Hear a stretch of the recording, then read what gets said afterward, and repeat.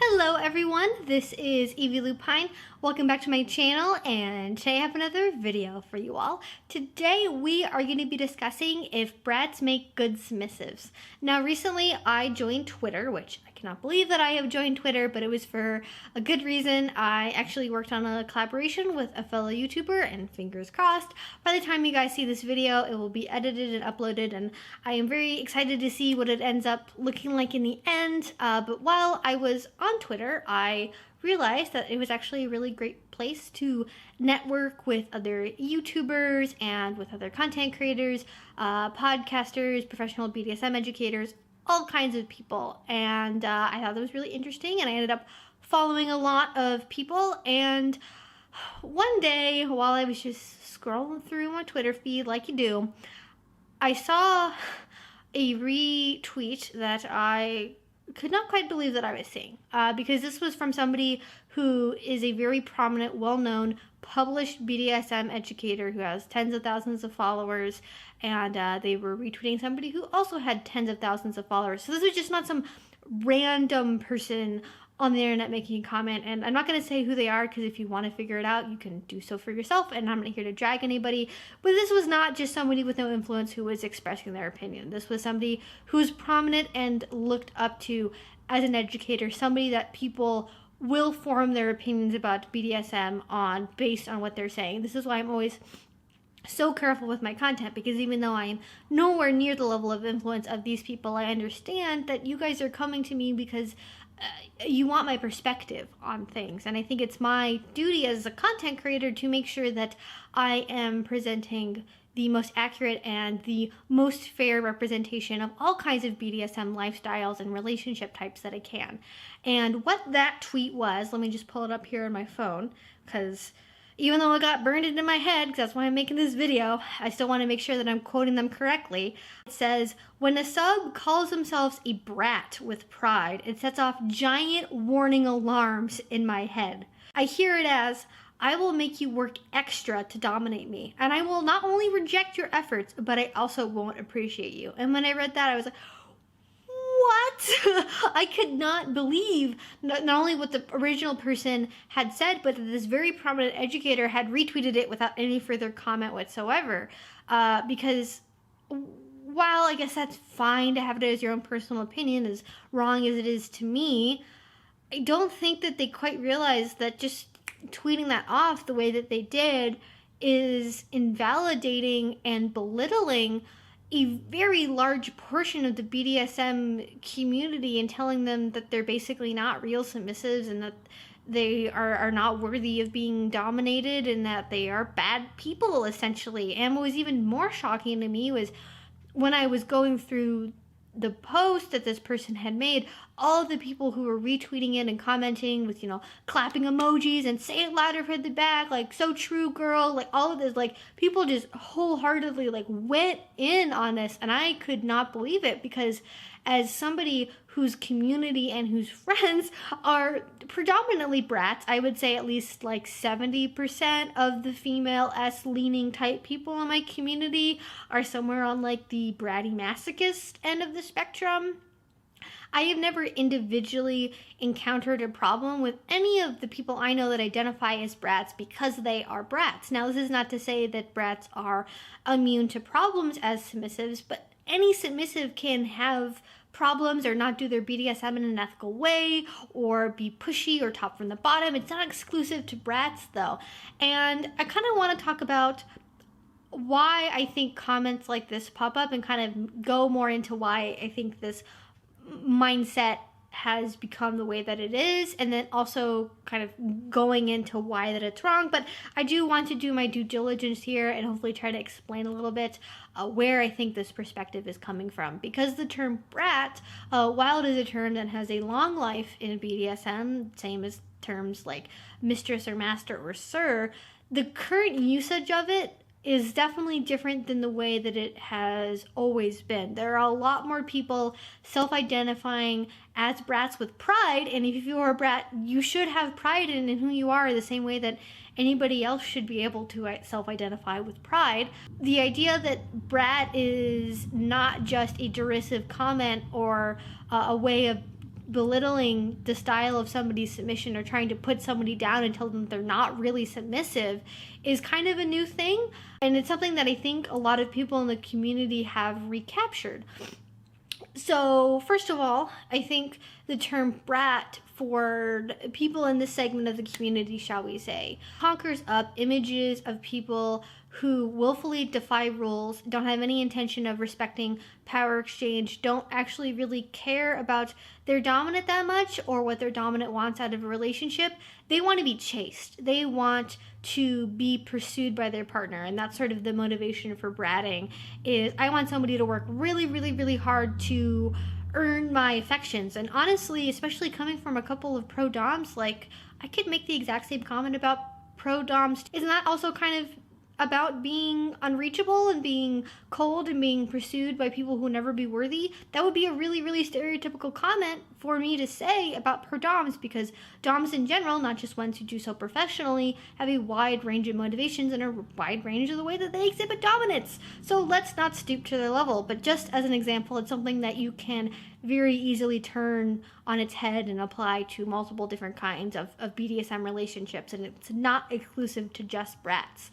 And as well, bratting carries this social connotation from childhood of calling an actual child a brat means that they don't respect their parents, they don't respect authority, that they don't care about the rules, and it kind of gets carried along into adulthood that way. But being a brat in BDSM is not a one-to-one correlation with calling a 7-year-old a brat because they stuck their tongue out at their parent or something. It's not the same thing, because if you think about it and try to do a literal thing like that, then what do terms like slut and whore mean, right?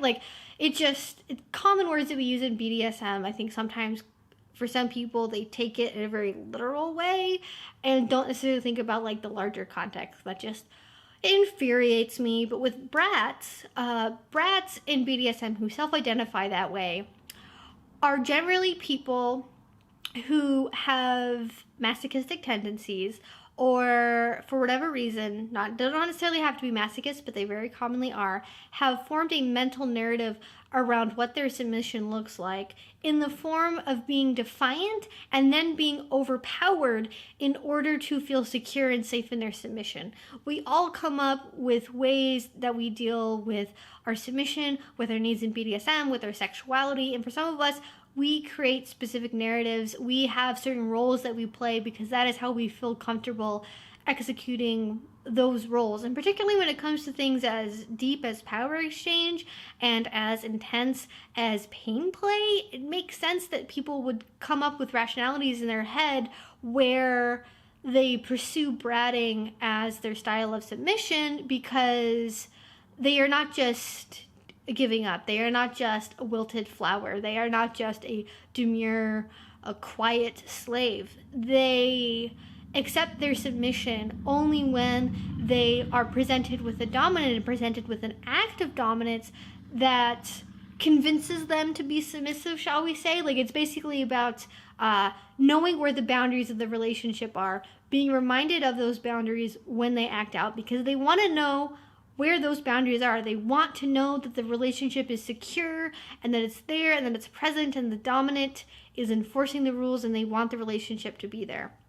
If somebody is bratting and they're doing bad bratting, because there are people who are toxic submissives, there are people who are bad brats, that can happen, but it's not the majority. And what happens in that case is they run over the rules altogether. A brat brats up to here. Somebody who is a bad submissive or is being a bad brat does this. They just run right over the top of the rules. They don't care. Whereas a brat tries to get as close as possible, as is comfortable for the specific relationship, without actually breaking the scene or breaking the dynamic. And that's really, really important. If you want more information about specifically what bratting is and more about what consensual bratting looks like and all of that stuff, I have a couple of great videos that I have done with my good friend Brittany Simon, who's also a content creator on here. We discuss bratting and masochism and all kinds of great things. So link to those down below. I don't want to make this a rehash of what bratting is, because we have covered that topic very in depth. So Hopefully that is enough of an explanation. If not, please watch those videos or leave me a question down below. But let's just assume that describes what bratting is for the rest of this video. Now, the key point I want to make here is in this narrative that gets created where brats are bad submissives, where brats are people that want to be pursued but don't really want to be responsible for maintaining the relationship. The key element that is missing here is that people consent to brat-based dynamics. There are people who are brat tamers who like taming brats, and they are wonderful people. Mr. Tex is one of those people. There are people out there who are dominants, who are switches, who like playing with brats, who don't have their dominance threatened or unduly challenged by being in a dynamic with a brat. And a good brat, just as any good submissive would do, negotiates the terms under which the bratting happens.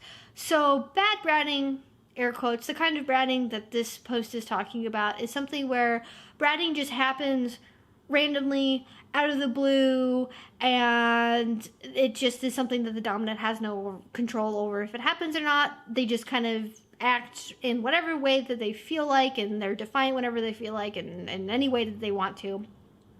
When in reality, a typical bratting relationship, a normal bratting relationship, a good bratting relationship, the people who are involved all sit down and they talk about what the bratting looks like, what rules are okay and not okay to push, what rules are specifically put in place for breaking so that way punishment can happen, and that might be more like punishment, but there are a bunch of parameters that are very thoroughly talked about over and over and over again over the course of relationship.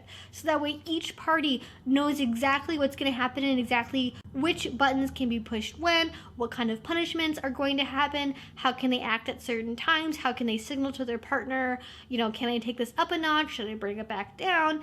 And depending on the individual relationship, you may need to go less in depth, you may need to go more in depth, but generally speaking, in general, no matter what form of depth it takes, bratting is something that is continuously negotiated and continuously evaluated for the consent of both parties, just as any other form of BDSM relationship is.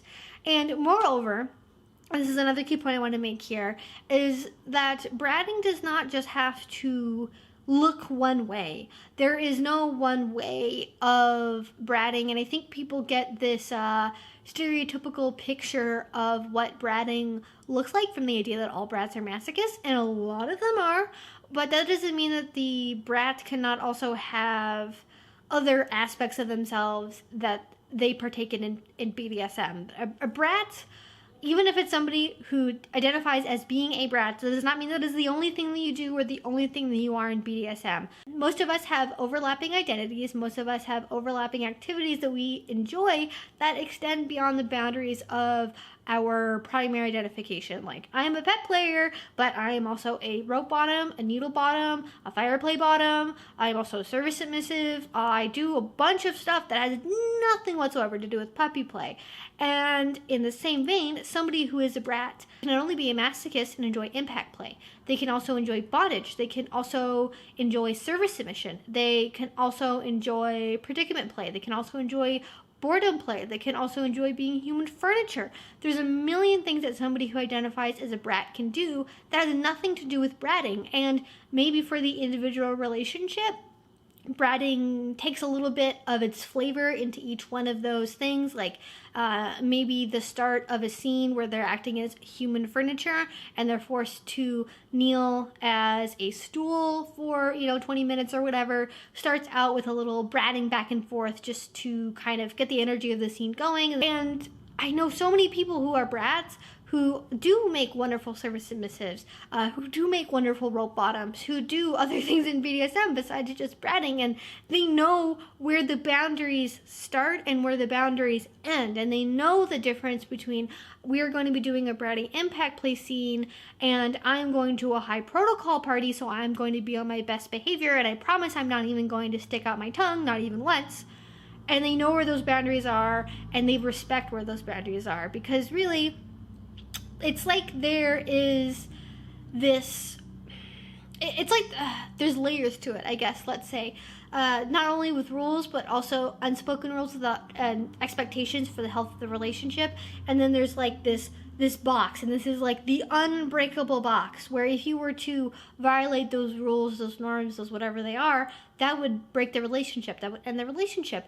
And brats don't want that, because they want to be reminded of the power exchange that they're in, or the play that they're doing. They don't really want that to stop. So they will avoid, either consciously or unconsciously, where those barriers are. And then inside of that, nested within it, on top of it, whatever, I'm not sure what dimensional space this is in, they have other little pieces that they can push, that they can break, that they can go past, that they can avoid, as part of maintaining the fun and levity of their dynamic, as part of being able to express who they are. And without starting to repeat myself, because I feel like I'm getting a little bit repetitive, hopefully that explains what I'm talking about here. One last little point I want to make, because I've been meaning to talk about this, and I don't think I have enough content for it to make a whole separate video on it, but at least back in the day, like 10-15 years ago, a really common term was smart-ass masochist, Sam.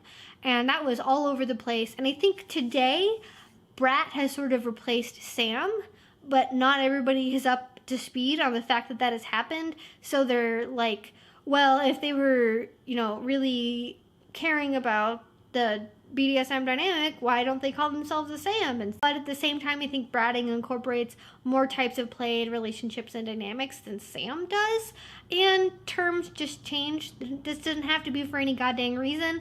It is just something that happens when communities have shared language and there's a bunch of different perspectives, and the internet happens, and the internet always changes things. So anyways, that's what I wanted to talk about in today's video. Hopefully you guys found it interesting, helpful, insightful, something. If you guys have any comments or questions about anything that I've mentioned in this video, do leave it down in the comment section below. I love hearing from you guys. If you like this video and you want to see more BDSM and sexuality content from me, you can go ahead and subscribe. I make videos twice a week. And finally, if you really enjoyed this video, if you want to help support this channel, help me do things like be able to have better filming equipment so I can make better quality videos, better editing software, being able to have access to exclusive content and exclusive videos and photos and all that great stuff, the best place to do that is on Patreon. That is how I make all of my money off of YouTube. I do not advertise on my videos. I do not do sponsorships. That is what makes this channel possible. And if you already support me, thank you so, so much. It means so much to me every single time when you guys decide to contribute. It just absolutely makes my day. But I'm going to go ahead and leave it there. So until I see you guys again, I hope you have a great rest of your day and a great rest of your week. Bye-bye.